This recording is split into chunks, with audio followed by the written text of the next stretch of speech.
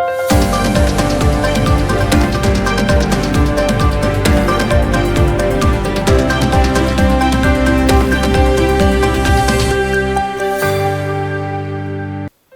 मी Priyanka. Shankhnath news चॅनलच्या मराठी बातमीपत्रात आपलं स्वागत करते. पाहुयात आजच्या काही मुख्य बातम्या.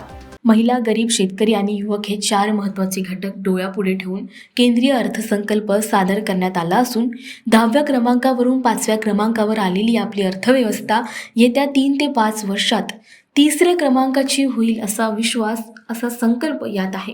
परराष्ट्र धोरणात आपला दबदबा असून पायाभूत सुविधा व विविध क्षेत्रात गुंतवणुकीच्या चांगल्या संधी उपलब्ध झाल्या आहे. भविष्यातही मोदी सरकार राहिल्यास अर्थव्यवस्था अधिक भक्कम होऊन 2027 पर्यंत विकसित भारताच्या दिशेने सकारात्मक पाऊल पडतील असा विश्वास शिवानी दानी यांनी व्यक्त केला. म्युच्युअल फंडमध्ये गुंतवणुकीच्या दृष्टीने सुवर्ण संधी असून विदेशी गुंतवणूकदारांचा भारताकडे ओढा वाढत असताना आज नवनवीन क्षेत्रात गुंतवणुकीच्या संधी उपलब्ध होत आहे. Small cap mutual fund SIP महिन्यालाच नव्हे तर आता दररोज SIP आली असून भारताची अर्थव्यवस्था झपाट्याने बदलत असताना तुम्ही मागे राहू नका. आर्थिक संपन्नतेच्या मार्गावर चालण्यास सज्ज व्हा, असे आवाहन आशुतोष वखरे यांनी केले. बजेटमध्ये साधारणतः काय स्वस्त काय महाग झाले आहे फक्त एवढेच बघितले जाते, पण सामान्य जनतेसाठी बजेट विश्लेषण ही अतिशय महत्त्वाची बाब असून ती सोप्या भाषेत समजविण्याचा प्रयत्न सायंटिफिक हॉल लक्ष्मीनगर येथे आयोजित कार्यक्रमात मनीबी इन्स्टिट्यूट प्रायव्हेट लिमिटेडच्या संचालिका शिवानी दानी वखरे, आशुतोष वखरे यांनी केले. मार्गदर्शनानंतर उपस्थितांच्या प्रश्नांचे निराकरण सुद्धा करण्यात आले. शंखनाथ न्यूजसाठी ब्युरो रिपोर्ट. हम सब लोग बजट के इस सत्र में आए हैं. गत 13 सालों से हर साल मणिबी इंस्टीट्यूट बजट विश्लेषण का कार्यक्रम कर रहा है. कोविड के दौरान ऑनलाइन सेशंस किए थे, बीच में इकोनॉमिक सर्वे को रिव्यू करने का भी एक प्रयोग और प्रयास किया था. इस साल फिर से बजट कैसा रहा, किस तरीके से रहा, उस पर अगले कुछ समय में हम लोग चर्चा करेंगे. मणिबी इंस्टीट्यूट ने अब तक असाविर ने बताया 3 लाख का आंकड़ा, लेकिन बताते हुए बहुत हर्ष हो रहा है कि 10 लाख के करीब इंडस्ट्री पार्टिसिपेंट, स्टूडेंट्स और निवेशकों को ज्ञान या फिर उनका ज्ञान के साथ में चर्चा या फिर ट्रेन करने का काम मणिबी इंस्टीट्यूट ने अब तक किया है. सो बजट एट ग्लांस 2024-25 वित्तीय वर्ष का ये बजट, क्योंकि ये इंटरिम बजट था, मध्यवर्ती बजट था और इलेक्शंस 2 महीनों के अंतराल पर है, तो यूजुअली पॉपुलिस्टिक या फिर बहुत आकर्षक कुछ घोषणाओं का बजट होगा, या फिर ऐसा इतिहास में अक्सर देखा गया है कि इलेक्शन के पहले का जो बजट होता है वो थोड़ा सा आकर्षक या फिर लोगों को थोड़ा सा लुभावने वाला होता है. लेकिन इस बजट में ऐसा कोई भी घोषणा, ऐसी कोई भी सूचना या फिर ऐसा कोई भी डिक्लेरेशन, अनाउंसमेंट ये बजट में बिल्कुल भी किया नहीं गया. मणिबी का एक थोड़ा सा ये रहता है कि क्या महंगा हुआ, क्या सस्ता से ज्यादा, बजट किस तरीके से पढ़ा जाता है और बजट किस तरीके से पढ़ना चाहिए, और आम जनता, आपको और मुझको उस बजट का किस तरीके से सीधा असर पड़ता है, और साथ ही साथ एक निवेशक करके, हम विद्यार्थी तो है लेकिन एक निवेशक करके हम उसमें से क्या संधि खोज सकते हैं, क्या अपॉर्चुनिटी खोज सकते हैं कि जहां पर हम निवेश की कुछ संधि अगर हमको मिलती है तो वो निवेश करके कुछ ना कुछ फायदा हम लोग भविष्य में कर सकते हैं क्या. ये सारी दिशा में हम लोग आने वाले कुछ समय में थोड़े बहुत चर्चा करेंगे. सो आज का बजट ये प्रस्तुत किया गया, इंटरिम बजट था. निर्मला सीतारमण जी ने ये बजट पटल पर रखा. ये बजट एट ग्लांस है. indiabudget.gov.in इस वेबसाइट पर ये बजट एट ग्लांस का डॉक्यूमेंट मिल जाता है. ये बजट एट ग्लांस है, इसको थोड़ा सा समझने का प्रयास करेंगे. ये बजट एट ग्लांस, कितना पैसा सरकार के पास आया, कितना खर्च किया, कहाँ पर खर्च किया और किस तरीके से उसका पूरा लेखा जोखा था वो हम देखने का प्रयास करेंगे. ये सबसे पहले ये जो सारे आंकड़े दिख रहे हैं ये सारे करोड़ में है. ये 4 कॉलम्स हम देख पा रहे हैं. हम लोग ये जो बजट पहले ऐसा था कि 28 फरवरी को बजट होता था, लेकिन उसको इम्प्लीमेंट करते करते उसको दोनों लोकसभा राज्यसभा में पास करके उसको इम्प्लीमेंट करते करते समय लगता था, तो 28 का 1 फरवरी किया गया। और 1 फरवरी को जब बजट आता है वो अगले वित्तीय वर्ष का होता है, तो सबसे राइट कॉलम जो है वो वहां पर दिया है बजट एस्टिमेट, जो अनुमान किया जाता है, अनुमानित किया जाता है कि 24-25 में इस तरीके का बजट होगा। फिर खर्चे के तौर पर भी और आय के तौर पर भी कितना पैसा आएगा उसके भी अनुमान लगाए जाते हैं, कितना पैसा खर्च होगा उसके भी। तो ये आखिरी का जो राइट मोस्ट कॉलम है वो उस चीज का है। ये बीच के जो 2 कॉलम है, पिछले साल जैसे 1 फरवरी 24 को जो बजट हुआ वो राइट मोस्ट कॉलम में लिखा है, लेकिन 1 फरवरी 2023 को जो बजट हुआ पिछले साल वो ये दूसरे कॉलम में लिखा है। और जैसे ही 6 महीने कंप्लीट हो जाते हैं, 2 क्वार्टर कंप्लीट हो जाते हैं, सो तीसरे क्वार्टर तक कि जो अनुमानित किया गया था उसके रिवाइज्ड एस्टिमेट्स क्या है, क्योंकि आधा साल 3 क्वार्टर, लगभग 3 क्वार्टर तो पूरे खत्म हो चुके हैं, आधे साल बाद कैलकुलेशंस करना चालू होता है।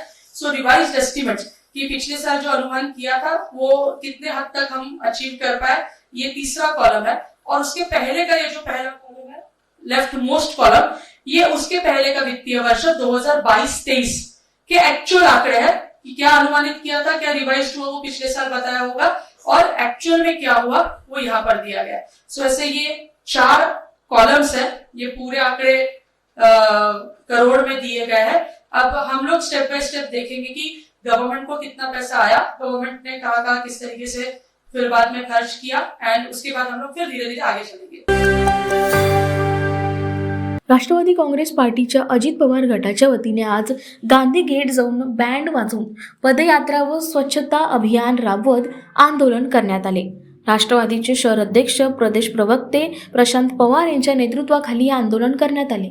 महानगरपालिकेत प्रशासकीय राज सुरू असल्याने सध्या शहरात स्वच्छतेचा बोजवारा उडला आहे। यासाठी आम्ही आज प्रशासनाला जागे करण्यासाठी आंदोलन करीत असल्याचे प्रशांत पवार यांनी म्हटले। शंखनाथ न्यूजसाठी ब्युरो रिपोर्ट। नागपूर शहरामध्ये घाणीचं साम्राज्य भरपूर झालेलं आहे। 2 वर्षापासून आमच्या इथे नगरसेवक नाही आणि प्रशासन मनमानीपणा करून राहिला।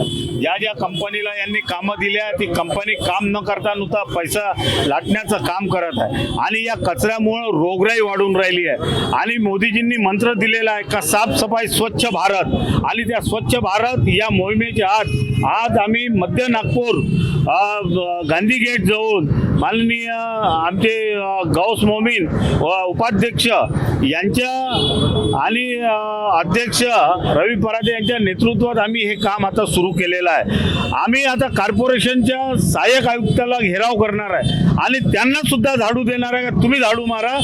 जोपर्यंत मध्य नागपूर स्वच्छ होत नाही तोपर्यंत कॉर्पोरेशनवर आमचा मोर्चा चालू राहणार आहे। एकीकडे एकत्र कुटुंब पद्धती चालत असताना स्थानिक अडगावकर देशपांडे कुटुंबियांच्या 4 पिढींनी एकत्र येऊन आपल्या पंजोबा पणजींचा 100वा विवाहपूर्ती सोहळा साजरा करून कुटुंब व्यवस्थेला बळकटी देणारा आदर्श प्रस्थापित केला आहे। रामदास स्वामींची कृपा लाभलेल्या अडगावातील नारायणराव उर्फ आबासाहेब व त्यांच्या अर्धांगिनी रमाबाई उर्फ माई देशपांडे यांच्या नागपुरात वास्तव्यास असलेल्या 3ऱ्या पिढीने हा अनोखा सोहळा नुकताच साजरा केला। आबासाहेब, माई आणि त्यांची 5 मुले आणि 6 मुलींच्या कुटुंबियातील तब्बल 250हून अधिक सदस्य या निमित्ताने एकत्र आले। ऐतिहासिक पार्श्वभूमी लाभलेल्या अडगावकर कुटुंबियातील नारायणरावांना पेशव्यांच्या काळात देशपांडे ही उपाधी बहाल करण्यात आली होती। तेव्हापासून ते आबासाहेब अडगावकर देशपांडे या नावाने प्रचलित होते। नारायणराव हे ब्रिटिश काळात कलेक्टर पदावर कार्यरत होते। निवृत्तीनंतर त्यांना ऑफिस ऑन स्पेशल ड्युटीवर हैदराबाद निजामाच्या मोहिमेवर पाठविण्यात आले होते। रमाबाई म्हणजेच माई या स्वभावाने शांत, प्रेमळ, संयमी पण तितक्याच कणखर आणि कुटुंबाला एकत्र जोडून ठेवणाऱ्या अशा होत्या। संवेदनशील मनाच्या माई या उत्तम कविता करायच्या। त्यांचे वडील यादव माधव काळे हे सुप्रसिद्ध इतिहासकार, संशोधक, वकील व लेखक सोबतच स्वातंत्र्य सेनानी होते। 1973 मध्ये रमाबाईंना तर 1977 मध्ये नारायणरावांना देवाज्ञा झाली। 19च्या शतकात सुरू झालेला या दोघांचा कौटुंबिक प्रवास आज त्यांच्या नंतरच्या पिढी त्यांनी दिलेले संस्कार आणि नीतिमूल्यांची जोपासना करीत आहे. त्यांनी दिलेले प्रेम आणि संस्कार आजही चौथ्या पिढीतील सदस्यांमध्ये बघायला मिळतात. असा झाला विवाहपूर्ती सोहळा. पुढच्या पिढींची एकमेकांना ओळख निर्माण व्हावी, त्यांच्या आठवणींना उजाळा मिळावा या दृष्टीने, या उद्देशाने हा सोहळा साजरा करण्यात आला. शंकरनाथ न्यूजसाठी ब्युरो रिपोर्ट. भारतीय लष्कराच्या नागपूर येथील उत्तर महाराष्ट्र आणि गुजरात उमंग सब एरियातर्फे नागपूरमधील मानकापूर विभागीय क्रीडा संकुलन येथे 2 ते 4 फेब्रुवारी दरम्यान शौर्य संध्या या भारतीय लष्कराच्या संदर्भात कार्यक्रमाचे आयोजन करण्यात आले आहे. आज या शौर्य संध्येची सुरुवात करण्यात आली आहे. या निमित्ताने विद्यार्थी आणि सामान्य नागरिकांना भारतीय लष्कराच्या शौर्य कार्यवाही, शस्त्र प्रदर्शन, भारतीय लष्करांच्या विविध तुकड्यांतर्फे केल्या जाणाऱ्या प्रात्यक्षिकांचे प्रदर्शन बघायला मिळणार आहे. आजपासून 3 दिवस भारतीय लष्करांच्या ताफ्यात असलेल्या विविध प्रकारचे रणगाडे, हेलिकॉप्टर, शस्त्रे, उपकरणे, त्याचप्रमाणे विविध लष्करी संग्रहालयाचे प्रदर्शन नागपूरकरांसाठी सुरू असणार आहे. नागपूरकरांनी या शौर्य संध्येचा लाभ घेण्याचे आवाहन लष्कर विभागाने केले आहे. कैमरामैन प्रवीण सह सनी भोंगाड़े, शंखनाद न्यूज, नागपुर. सेंट्रल इंडिया में 2018 को उत्तर महाराष्ट्र और गुजरात सिबेरिया का यहाँ पे मूव करके आई है. उसके बाद इस प्रकार का कोई प्रोग्राम नहीं हुआ है. तो इंडियन आर्मी के तरफ से इस प्रकार का प्रोग्राम हमने ऑर्गेनाइज़ किया है. ये 2 तारीख से 4 तारीख तक रहेगा और युवा पीढ़ी को अंदाज़ा दिलाना चाहते हैं कि जो भारतीय फ़ौज है वो प्रेरणा का प्रतीक है. और मैं चाहूँगा कि मैक्सिमम लोग इसमें पार्टिसिपेट करें, यहाँ आए और इंडियन आर्मी की माइट को देखें. स्टैटिक डिस्प्ले जो कि आपके चारों तरफ है, विभिन्न प्रकार के वेपन्स हैं, सिस्टम्स हैं जो कि आगे काम आएंगे, और डायनेमिक डिस्प्ले जो शाम को आयोजन होगा. यहाँ पर इंडियन आर्मी की जो सबसे मॉडर्न सिस्टम्स हैं उनको पूरे इंडियन आर्मी के फील्ड फॉर्मेशन से यहाँ पर लाया गया है. अगर आप देख सकते हैं आपके दाहिनी तरफ, वहाँ पर सारे आर्टिलरी के इक्विपमेंट हैं, जिनमें से मेजर इक्विपमेंट K9 वज्रा, सोल्टम और धनुष जो इंडिया में आजकल बनाए जाते हैं, इंडिया के इंडिजिनाइज प्रोडक्ट्स हैं. इसके अलावा भीष्मा T90 जो इंडियन मेन बैटल टैंक है, ICV है, इंजीनियर इक्विपमेंट है जो कि लड़ाई में हमें ऑब्स्टिकल क्रॉस करने और लड़ाई में जीत हासिल करने के काम आता है. जो हमारा इक्विपमेंट फ्लड रिलीफ और बाकी जगह पर इस्तेमाल होता है वो है. न्यूक्लियर, बायोलॉजिकल और केमिकल कंटामिनेशन से बचने का इक्विपमेंट है. इन्फेंट्री के सभी इक्विपमेंट जो कि मॉडर्न इक्विपमेंट है, जो आज हमारे नॉर्दर्न और चाइनीज़ बॉर्डर्स पर डिप्लॉयड है और इस्तेमाल हो रहा है, वो सबके देखने के लिए लगाया हुआ है. इसके अलावा काफ़ी स्टॉल्स लगाए हुए हैं जिसमें कैसे रिक्रूटमेंट हो सकता है, क्या क्या फैसिलिटीज़ दी जाती हैं, अग्निवीर को आगे प्रमोट करने के लिए क्या क्या किया जा रहा है, उनके स्टॉल्स हैं. हमारे एम्यूनेशन, उनका पूरा हिस्ट्री, आज मॉडर्न एम्यूनेशन क्या है, आगे क्या होगा, एंड इसके अलावा हमारे वेरियस वेपन्स के बारे में काफ़ी सारा स्टॉल्स लगे हुए हैं जिसमें सब लोग आकर देख सकते हैं. इंडियन आर्मी के अंदर क्या क्या फोर्स है उसके बारे में जान सकते हैं और इंडियन आर्मी में आगे ज्वाइन कर सकते हैं. इस सब के स्टॉल्स यहाँ पर लगे हुए हैं. जितने भी नागरिक हैं नागपुर के, वो यहाँ पे आएँ और जो स्टैटिक डिस्प्ले है उसका आनंद लें और इंडियन आर्मी के बारे में अपना सोच जो है आगे बढ़ाएं. स्टैटिक डिस्प्ले देखने के बाद शाम को 4 बजे से 6:30 बजे तक तकरीबन डायनेमिक डिस्प्ले है जिसमें कि पैराट्रूपर्स इक्विटेशन यानी घोड़ों का डिस्प्ले होगा. उसके बाद डॉग्स आएंगे जो कि मिलिट्री डॉग्स हैं, उनका डिस्प्ले होगा. मिलिट्री मोटरसाइकिल या डिस्पैच राइडर का डिस्प्ले होगा. और अंत में एक पाइप बैंड के बाद सिम्फनी कॉन्सर्ट होगा जो कि तकरीबन 6-6:30 बजे जैसे जैसे अंधेरा होता है उसमें आपको सिम्फनी बैंड का आनंद ले सकते हैं. पूरा प्रोग्राम करीब 2 से 2.5 घंटे का रहेगा, तो ज़्यादा टाइम नहीं लगाना पड़ेगा, बट उससे आपको पूरे हमारे देश की जो सेना है उसका जो माइट है यानी उसकी जो ताकत है उससे आप वाकिफ़ हो जाएंगे. और आगे चल के मेरे ख्याल से जितनी भी युवा पीढ़ी है उनमें प्रेरणा जाग जाएगी कि वो भी फ़ौज को ज्वाइन करें. नमस्कार, मैं अनूप सिंह, IT एक्सपर्ट.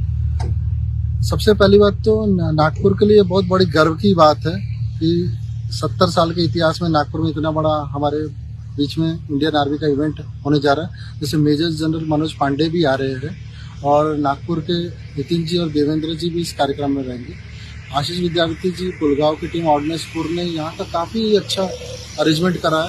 यानी हम लोग तो 2-3 दिन से ऐसा नागरिक ही समझ लीजिए आके देख रहे हैं यहाँ पर, और ऐसा लग रहा है कि हमें भी कल इंडियन आर्मी से कितनी प्रेरणा मिल रही है, क्योंकि यहाँ पर स्पेशल टास्क फोर्स, बाइक्स और डॉग शोज और घोड़े के शोज इतने अच्छे लग रहे हैं कि अगर यहाँ पे अगर छोटा बच्चा भी आएगा तो उसे लगेगा कि we should be the part of Indian army in the future. तो नागपुर की जनता के लिए ये तो एक ऐसा मौका है कि जहाँ दिल्ली का 26 जनवरी का जैसा भी रिपब्लिक डे हुआ है, तो हमें नागपुर में ही अपना रिपब्लिक डे मिल रहा है।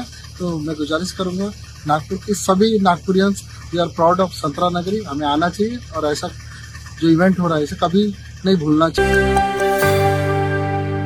तर हे होतं आजचं बातमीपत्र. पुन्हा भेटूयात पुढील बातमीपत्रात. तोवर बघत राहा शंखनाद आवाज सत्याचा. नमस्कार. सर्व प्रकारच्या पाळीव प्राण्यांसाठी अत्यंत गुणकारी इनोटॉक्स पौष्टिक आहार. नैसर्गिक वापरा, केमिकल टाळा. इनोटॉक्ससह रोगराईस आळा घाला.